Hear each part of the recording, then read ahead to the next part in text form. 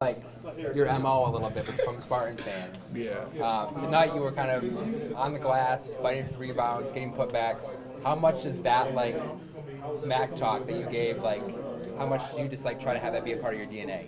It's just there. It's just like emotion, honestly. Just trying to show emotion, just trying to find ways to impact the team and impact the game for the most part. But other than that, like it's definitely a viral clip that's been resurfacing. But in the zone, definitely use it as motivation for me, I guess. But it's been fun. It's been fun to have it resurface and then just play as hard as I can. Yeah, how important like one possession game with 2 minutes left, like some of those offensive rebounds could have been the difference when it comes down to the game. How much do you take pride in being able to get those extra opportunities for your team to be able to come out with a win? It's just something that I do very well, just trying to affect the game in different ways. And I think the offensive glass is somewhere where Michigan State has thrived in over the years, and I just want to keep continuing in those footsteps. But just trying to make plays down the stretch for us to win games. Like we were down pretty much the whole game, and then we pulled it out in the second half. But I think it's just because we got stops and we got offensive rebounds too, which led to more second chance opportunities. All right, thanks. Yes, sir. Thank What you. was that locker room like at halftime in the message? It was stiff. It was really stiff. Everybody kind of had something to say. Everybody's emotions were high, but we never let it like affect us to the point where we were arguing. It was kind of just all encouraging. People had some tone in their voice to really like get people going. Like, hey, like we're missing out on certain things. We need certain things to happen. So we bounced back, and it was very important that we bounced back today. Is that kind of what makes this group special, that you guys can hold each other accountable? Yeah, the fact that everybody just bounced back and that we hold each other like accountable. Like I don't think no one takes it personal when people ask them about what's going on or certain things that are happening. I think we take it step by step and just try to not take it personal, but have it as fuel to get better during the game. With games coming fast in the Big Ten, has it been a little bit of an adjustment as a freshman? It has been a little bit of adjustment. No saying, especially today was kind of a rough day with some with a passing of my friend back home today. So it was pretty tough to get through it. I don't think really no one knew today that it happened, but it was definitely tough for me early, just trying to fight through that thing. But other than that, we just kept going and kept playing, and I'm glad we got the win today. Was that part of the reason when you hit the and one, it was so emotional for you? Yeah, just kind of emotional.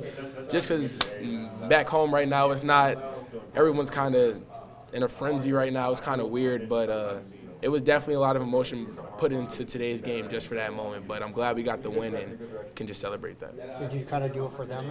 Yeah, for the most part, yeah. I know going into it, I know Coach knew, a couple coaches knew, and they kind of were just talking me throughout the game, trying to make sure I was good and stuff like that. I felt like my energy was low in the first half, probably just overthinking it for the most part, but in the second half I knew I had to bounce back and just have a lot of positive emotions for my teammates, and then that's how we won the game.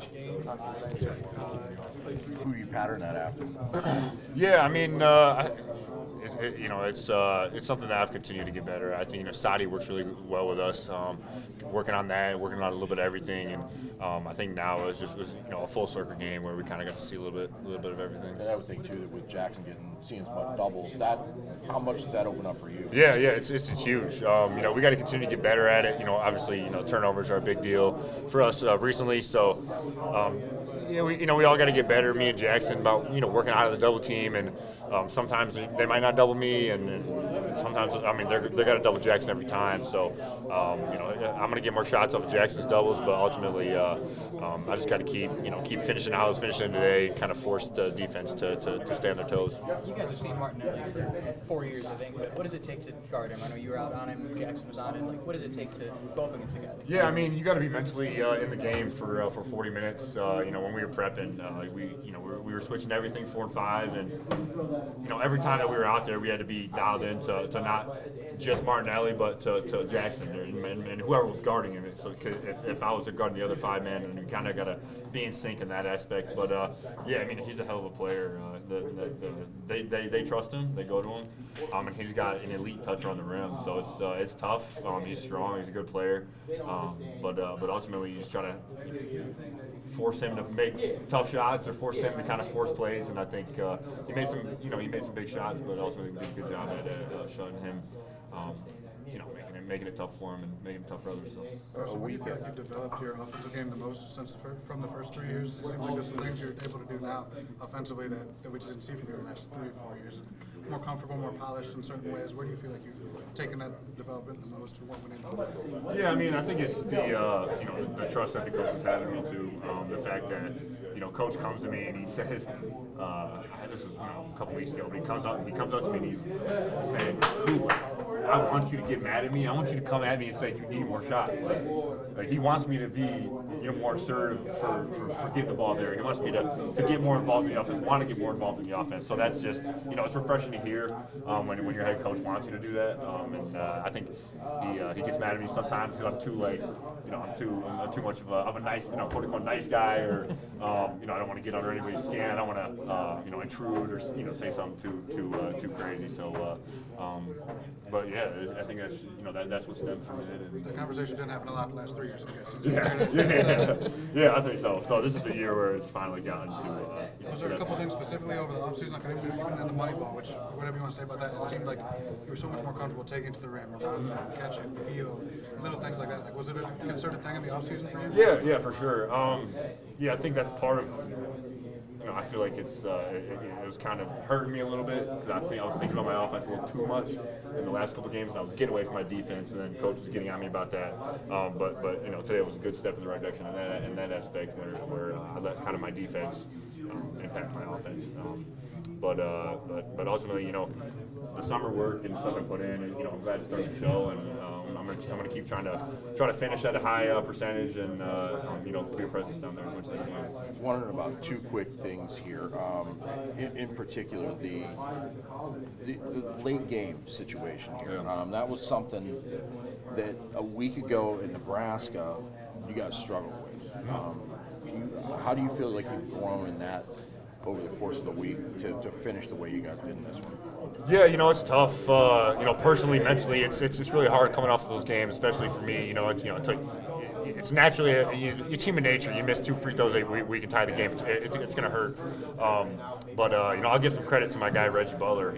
He's kind of works with me mentally during the season. It helps kind of figure out my thought process on certain things. So we talked right after the game, and the big thing. The big topic for us was making sure that I didn't become kind of scared of getting fouled after that game or that situation, and growing from that and not letting it take control of me and my shot and my confidence and how I'm doing. So it was big, kind of nip that in the bud early. But as a team, it's been good. Especially it's kind of good that Nebraska happened and then we had 2 quick turnarounds. So it's in a way that the schedule was good. Kind of forces us to put it away and move on. But it's good that we've been we had a good team win in USC, and then today we kind of got tested a little bit and was resilient late in the game. It's good for our team. The other thing I wanted to ask you about was the contributions to the young guys, particularly. Yeah. You got, I think, almost 20 boards out of the 2 freshmen and Kerr. Just what kind of energy were they providing? Yeah, I mean they're huge for us.